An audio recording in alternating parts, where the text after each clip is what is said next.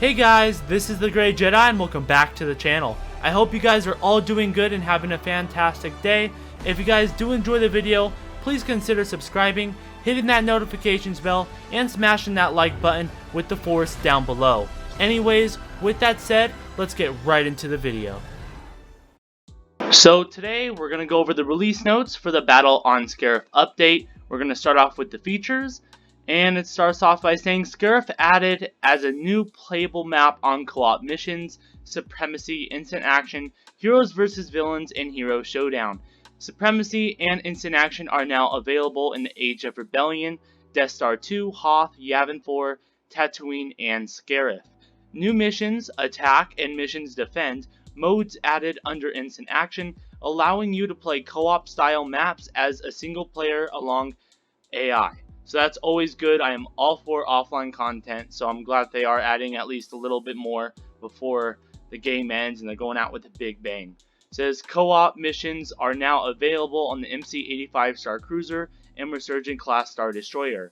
Crate is now available on Heroes vs. Villains and Hero Showdown. Yes, I was kind of hoping that they added it, not just Heroes vs. Villains, but also Hero Showdown, but looks like it's confirmed. It is coming to Hero Showdown as well. It says new Episode 9 inspired appearances for Rey, Kylo Ren, and Emperor Palpatine are now available to all players. New appearances for Darth Maul and Rey are available to unlock via milestones. Okay, so I don't know how I feel about that. So it looks like these three, I don't know if the Emperor Palpatine will cost credits or not, because it said it was a default for the sequel era, so I have no clue. If we actually have to pay credits for that. It looks like maybe we have to pay credits for Rey and Kylo Ren, and the Maul and Rey are milestones. We'll just have to wait and see. So it says quality of life vehicle units are added as AI players on certain maps, on co-op and instant action missions, Geonosis, Kashyyyk, Naboo, Felucia, Hoth, Endor, Yavin 4, Takodana, and Agent Kloss. Okay, so that's cool. Previously map specific appearances for the Galactic Empire Troopers are now available as selectable appearances across Age of Rebellion maps. Cosmetic items that were previously able to unlock only through events are now available to unlock through milestones. Okay, so this is the First Order Snow Trooper appearance is now available for the First Order Assault Class Troopers as a selectable appearance across the Age of Resistance maps. So that's cool. That's a skin that they did not mention at all. So not only do we have the Shore Trooper, we also have the Snow Trooper. So that's cool. So really, we have 8 skins. I even put in my title that we only had 7 skins. So looks like we actually have 8 skins. So that's cool. Then the damage increased messaging. We kind of already talked about that in the last video. But it looks like we also have some new UI and new HUD options added. Going on with the options preview, a new window with a visual representation of each setting, damage increased messaging turning on and off, the capture progress name tags, objective style, objective at screen edge, objective at screen zone, objective at screen focus, so all these different settings. Cards, star card shuffle at spawn. Ooh, that's cool. Star card shuffle at spawn. So if you just want a random setup, you can just turn that on. That's cool. Weapon hints, game mode bar, high contrast slider, commander portrait, and tutorial. Okay, so I was hoping maybe this would mean like, I don't know, like layout, like loadouts for star cards, but I don't think that's it. Yeah. So anyways, this is other changes. A kill message. The legacies changed, so the score feed disappears at the same time as a kill message.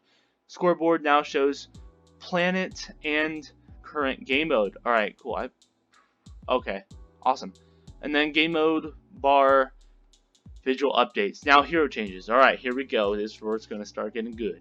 Based on his new era appropriate appearance, Emperor Palpatine alongside Chewbacca is now available as player controlled and AI heroes on the Age of Resistance era maps of Supremacy, Instant Action, and co-op missions. Alright, so that's cool. So now they're balancing it for each faction. Now it says fixed an issue that would cause the headshot damage when hitting certain heroes in the right side forearm as a hero. Okay, good. They've fix that. Blaster heroes who can use a scope on their weapons now go in full first-person view and do not stay in third person anymore. This changes where the blaster shot comes from, improving the experience. Okay, this right here I think is going to be an amazing change. That's cool. So at least we're not going to see, like, when you're sniping in with boss sniper, you're not going to see his head in the way, or Chewbacca and stuff. That's going to be really cool. I'm going to like that. Based on his new era-appropriate appearance, Darth Maul, alongside Yoda, is now available as player-controlled AI heroes on the Age of Rebellion era maps of Supremacy, instant action, and co-op missions. Okay, so that's interesting. Darth Maul being a part of the Age of Rebellion? That's crazy. Okay, that's amazing. I love that. That's going to bring an entire new feel to the Supremacy matches and co-op. That's going to make me want to play it so much more because I love Darth Maul. That just makes me a little bit... that just means that the Age of Rebellion is going to have way more heroes than the sequel era or the Clone Wars era, which I am definitely fine with. But that's a really cool change. Now it says dash abilities for all heroes and reinforcements. Okay. These are now following the direction of the camera instead of the character model. This applies to below abilities. Awesome. This is right here. Rey's dash strike, Obi-Wan's defensive rush, Han Solo's shoulder charge, BB-8 rolling charge, General Grievous' claw rush, First Order jet trooper, jet tackle, Avizian gunner charge. I am so happy with this. BB-8 was so annoying at times. I would feel like I can't turn fast enough or whatever, and I'll just barely miss them, but this is gonna be a great change for me at least. BB-8 and BB-9E, they fix an issue with BB-8's twist milestone not tracking accurately. Okay, so just fixes here. Leia Organa, they fix an issue with her thermal detonator's ability could go into cooldown permanently.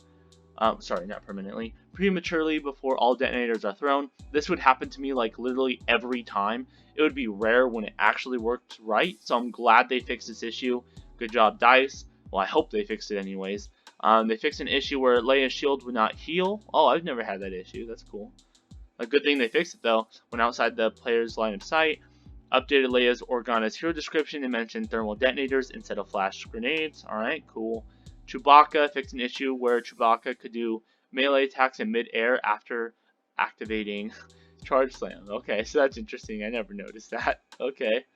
Chewbacca's Charge Slam ability will be less likely to be triggered when Chewbacca falls from smaller heights. Okay.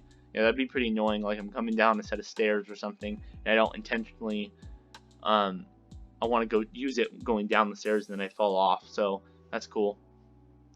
Fixed an issue where Chewbacca's goggle lenses in the Vandor highest appearance would not be visible on the collection screen. Okay. And then they have the other one about his Charge Slam. Boba Fett, they fixed an issue where Boba Fett could disable the blaster weapon of targets that aren't concussed. Okay. And they fixed an issue with Rey. They improved Phasma's stat strikes, which is I'm all for. They improved that again. So that's actually becoming a better and better ability. Obi-Wan Kenobi improved audio effects for Obi-Wan's restrictive mind ability. Okay, so that's cool. So now we can actually tell the difference, hopefully, between Rey's mind trick and Obi-Wan's. But they didn't say anything about fixing his actual mind trick, because sometimes the opponent could still use their abilities even after their mind trick. So I hope they fix that in the future. I know they're not doing content drops anymore, but I really hope they continue to work on those bug fixes, as well as start Battlefront 3. It's not confirmed, but I'm really hoping they do that. Moving on to Lando Calrissian, they fixed an issue where Lando's weapon would heat up. Okay, they said they fixed that. Bosk, they improved the VFX to better show the range of Bosk proximity mines on various terrains. Okay, so that's cool. Kylo Ren, they fixed his issue, like clipping issues, and where Kylo Ren's freeze is performing a roll or dash would invert the direction of the movement upon the player being able to move again. This would happen to me all the time, and it would get me killed a lot, because I would go to roll towards my opponent, it makes me roll away, and then they start getting me a couple extra hits on me, which sometimes will be the death of me. So I'm glad they fixed that. That's amazing. General Grievous, oh yes, they fixed some of his. Okay, it says fixed an issue that would cause General Grievous' abilities to be interrupted by abilities with melee attacks of other players. Okay, well it's not just melee attacks of other players, it would just be like I run into a small rock and Claw Rush will stop. So I hope they fix that. But it says fix an issue that would allow the player to trigger Unrelenting Advance ability twice, causing Grievous to repeat the animation endlessly. Yes, this happens to me all of the time. After Unrelenting Advance is over, or I cancel it or something, it'll just keep on going and I can't get out of it. So that's a good feature that they, or good bug that they fixed. I was hoping a little bit more bug fixes for General Grievous, but hopefully they have some more in the future. They have some game mode and map changes. Okay. Supremacy will now take place once per map. Okay. Co-op missions. They just changed the name of it. They fixed some issues. That's cool. Instant action. They added an option for advanced settings on the menu of instant action. Okay, so that's cool. So we can have more options, it looks like. And they fixed an issue where the mode description of the last arcade battle scenario would be displayed when loading an instant action setting. Okay. Versus villains, they fixed an issue where the backdrops starfighters would occasionally be seen. Okay. Hero Showdown. They fixed an issue with the audio. Okay, so there's audio issues. And then where the hero voice lines could be heard used during the Hero Showdown intro. That wasn't intentional. I thought that's so cool. I like it when you can actually hear them. It's like they can all emote beforehand. I thought that like that sometimes worked and then didn't work. I thought that was a bug and that was supposed to be intentional. I guess not. That's kind of a bummer. But then for map changes, they fixed a lot of stuff. And Iron Droid was added to the Resurgent Class Star Destroyer. Okay. Changes to classes and vehicle units. Various balancing changes on reinforcements and weapons. Okay, so we're gonna see a lot of changes through there. That's gonna be interesting. Arc Trooper. All right, so they raised the fire rate. They raised rate of fire and toggle fire mode 360 to 420. Okay, so that's a big increase. They increased the damage from 34 to 35 and 15 to 17. That's crazy. Okay, I thought they were already good, but people were still complaining that they weren't good enough as they were. So they buffed them, and they also decreased the recoil setting that would make the aim kick left and right for each shot. Okay, so yeah, they're getting a huge buff there. B2 RB Rocket Droid, they reduced the base health from 300 to 200. What? Okay, as they're outperforming all the other aerials and are using the same health as the regular B2 droid. Okay, so that makes sense. They're balancing it with the other aerial troopers. Okay, that makes sense. They reduced end damage on wristbanders. Okay. Then when they have the B2 Super Battle Droid, they reduced end damage on wrist blaster. Okay. Oh, I said wristbander, I think last time. It's wrist blaster. I don't know why I said that before. Commando Droid, they reduced the E5 near damage 42 to 30, since the sword should be the main weapon for close range. Okay. And they did a bunch of changes here. You guys can look. I'll also link it down in the description below if you guys want to look at all the details. But they have changes for Death Troopers, all the reinforcements here. Wookiee Warrior, Ewok Hunter, Vizian Gunner, some of the weapons like the DL-18. Oh, I want to go over this. The Cycler Rifle, the damage increase from 65 to 75. Yeah, that's a little damage increase. Well, I'll have to actually try that out. They also resolved an issue where the Cycler Rifle would have a high accuracy when not zooming while crouched.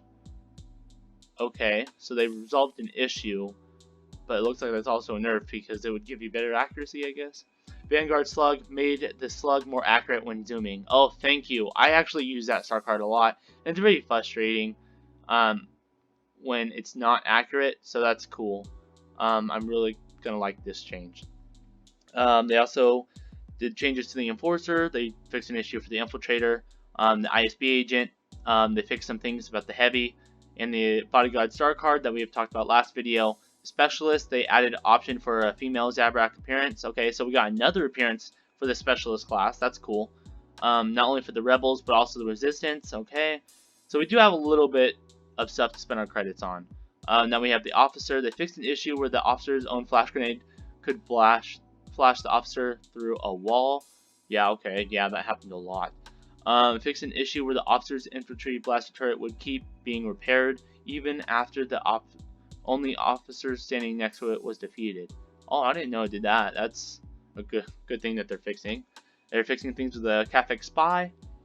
And here we go, they are fixing things with the Clone Commando, the Commander Droid, the Ewok Hunter, the ATRT, ATSC. So they're fixing a lot of bug fixes, which I am all for. Sith Troopers, the First Order Jet Trooper.